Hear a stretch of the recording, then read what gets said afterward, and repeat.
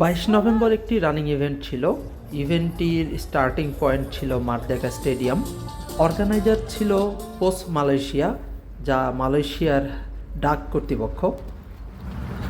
10 kilo run, 5 kilo completed. Super ভালো লাগাচ্ছে। Finish.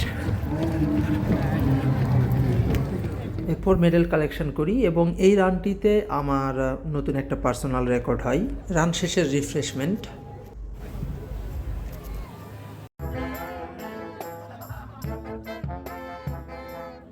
ইভেন্টে ফ্রি মেডিকেল চেক আপের ব্যবস্থা ছিল। বিভিন্ন স্টল তাদের বিভিন্ন প্রচারণা চালাচ্ছিল। এখানে আমি একটা ব্রুকের টি শার্টও পেয়ে যাই এবং আরেকটা টাওয়েল ছিল। র্যাফেল ড্রয়ের আয়োজন। সবচেয়ে মজার জিনিস হচ্ছে এখানে আমি আমার নিজের ছবি দিয়ে মালয়েশিয়ান ডাক টিকিট বানিয়ে নিতে পেরেছি। আর এগুলো ছিল পুরা ইভেন্ট থেকে প্রাপ্ত ফ্রি পুরস্কার।